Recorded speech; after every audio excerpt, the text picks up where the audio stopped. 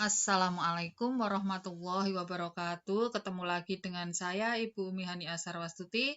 Ya, semoga kalian sehat-sehat dan tidak bosan di rumah dengan tetap melihat layar HP atau layar laptop dalam belajar. Semangat ya. Oke, pertemuan kali ini adalah membahas tentang materi faktor pendorong dan faktor penghambat perubahan sosial. Ya, kita mulai dengan faktor pendorong perubahan sosial. Tujuan pembelajaran kali ini yaitu agar dapat menganalisis faktor-faktor pendorong perubahan sosial dan dapat menganalisis faktor-faktor penghambat perubahan sosial. Ya, kita mulai dari yang pertama yaitu faktor pendorong perubahan sosial. Ya, berikut ini adalah faktor-faktor yang mendorong terjadinya perubahan sosial dalam masyarakat.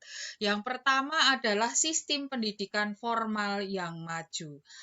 Lewat pendidikan formal, yaitu sekolah, siswa akan memperoleh berbagai ilmu pengetahuan dan keterampilan, sehingga siswa tersebut dapat terbuka wawasannya dalam menerima hal-hal baru, sehingga akan cepat terjadi perubahan sosial.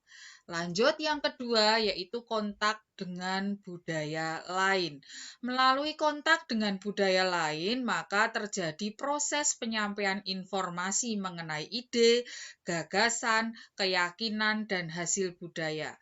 Ya, saya contohkan adalah hasil budaya Cina yang sekarang bisa berkembang, yaitu tentang perayaan Imlek, ya. Kemudian ada perayaan dengan penampilkan barongsai sehingga kita tahu hasil budaya dari kebudayaan Cina yang sekarang boleh dikembangkan di Indonesia. Lanjut, yang ketiga adalah toleransi terhadap perilaku baru.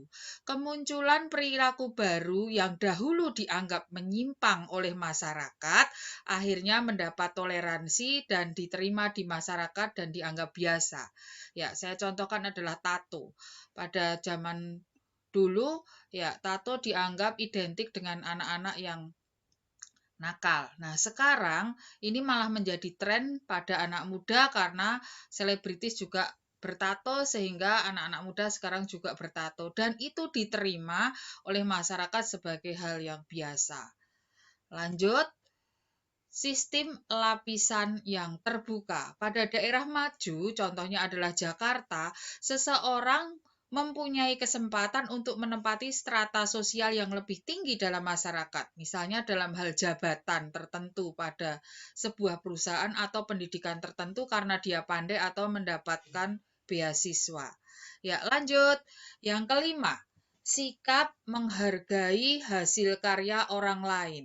Sebuah instansi kalau menghargai pegawainya yang berprestasi pada bidang tertentu, maka akan meningkatkan kinerja dari pegawai tersebut berlomba-lomba untuk memperoleh hadiah atau penghargaan dari kantor tersebut. Demikian juga pelajar di sekolah akan diapresiasi kalau dia memperoleh hasil tertentu atau prestasi tertentu, maka akan bersemangat untuk meraih prestasi tertentu baik di bidang akademik maupun di bidang lomba-lomba yang lain.